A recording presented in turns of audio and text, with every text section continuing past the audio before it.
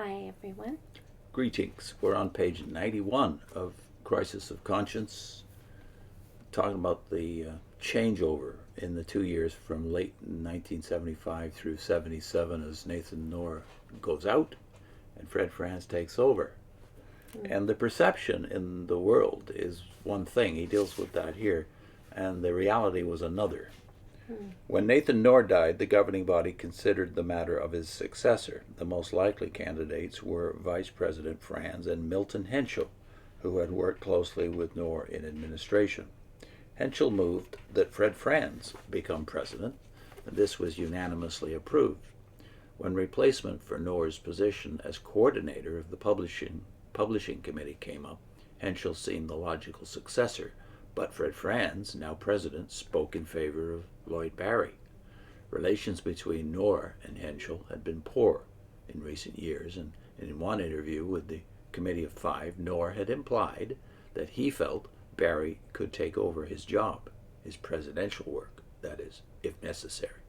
Evidently, Fred Franz viewed this somewhat in the light of Judge Rutherford's deathbed instructions and felt that some transfer of mantle to Barry was thus in order, but the body voted Henschel into the position. This reference to the mantle, of course, is still talking about the typology of Elijah and Elisha. Right. An article in Time magazine reporting the election of Fred Franz as the new president stated, "Though few people know his name, he has acquired more than papal power over 2.2 million souls around the world." That statement could hardly have been more wrong. It would have been true a year or so earlier, but the office of president, though still carrying a measure of prestige and prominence, was no longer the earth-wide power base it had been. Few persons outside the body could appreciate how drastic a change had taken place. If the president had indeed had power of papal scope, though with none of the trappings and pomp of the papacy, the branch overseers had been equivalent in domain to archbishops, each being the presiding minister of Christianity for and within the territory to which he had been appointed. Here, too, a change entered as branch committees took on this responsibility.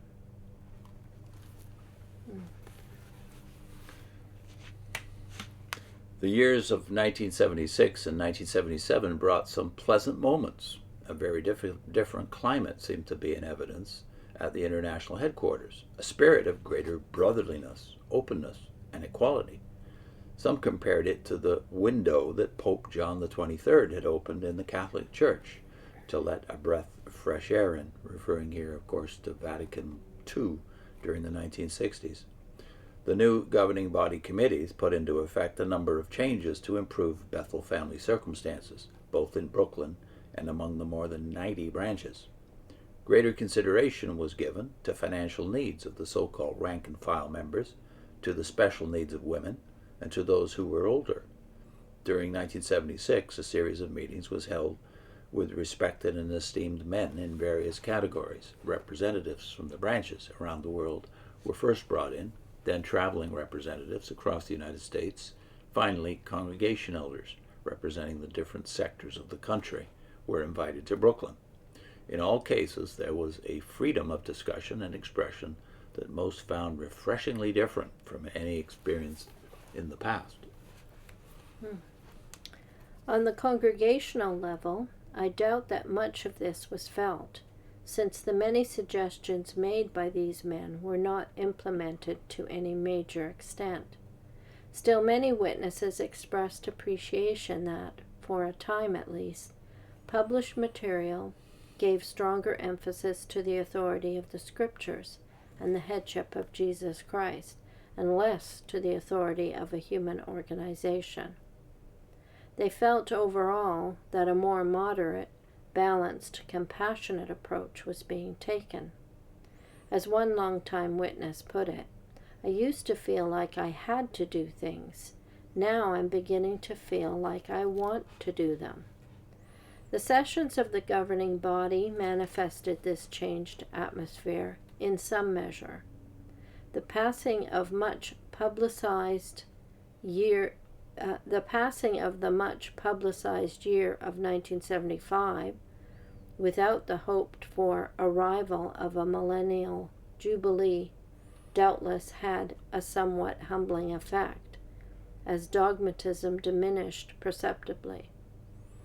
More cautious as to imposing new rulings on the lives of people, and less inclination to categorize specific actions as disfellowshipping offenses, were reflected in the voting, though never in a complete sense. During this year, that is 1976, Nathan Knorr's health began to deteriorate. So we're back, he's flashing back now to the sequence of discussions they had during this period and how the voting went. Yet as long as he was able to attend, he shared in discussions and, though clearly not happy with changes made, showed a generally cooperative and helpful attitude. His expressions at times helped to overcome extreme points of view. Though rarely based on scriptural argument, they reflected his common sense approach to matters. Throughout most of this period, Vice President Franz preferred to sit and listen, only occasionally participating in discussions, and almost without fail, what he had to say would come toward the close of the discussion just before voting took place. By that point, the general consensus of thinking was fairly evident, based on the individual comments made, and often his remarks were opposite to the trend of the majority. Perhaps nothing illustrates more strikingly the changed thinking of the body during this period as does the fact that the voting, while sometimes showing a shift due to the influence of the Vice President's last-minute remarks, often went contrary to his expressions. In the main, however, during this period he gave no indication of his thinking until the customary show of hands was called for, and as the official minutes record, there were numerous cases where the vote read 16, or whatever the figure might be, in favor, 1 abstention, that one being the Vice President. This was generally where issues involved changes of policy regarding so-called disfellowshipping matters. Matters in the secular or semi-secular fields, such as purchases of property, office procedures, or appointments to membership in branch committees, were usually unanimous. When the new arrangement was voted in, I found it hard to believe that such a major change in the authority structure had actually taken place, particularly in view of the intense opposition it had met from the most prominent men in the organization, as well as from some of their close associates outside the body. My earnest hope was that the leveling and equalizing effect of the change would allow for greater moderation, a reduction of dogmatism, a greater concern for individuals and their individual circumstances and problems, and perhaps someday the elimination of the authoritarian approach that procured so many rules and assumed such great control over the personal lives of people. As has been noted, some of that came for a while. Then, within about 2 years, like a chilling breeze in autumn that signals the approach of greater coldness, evidence of a very clear swing back to the earlier approaches began surfacing again and again. So next time, Chapter 5, Tradition and Legalism. What are our links?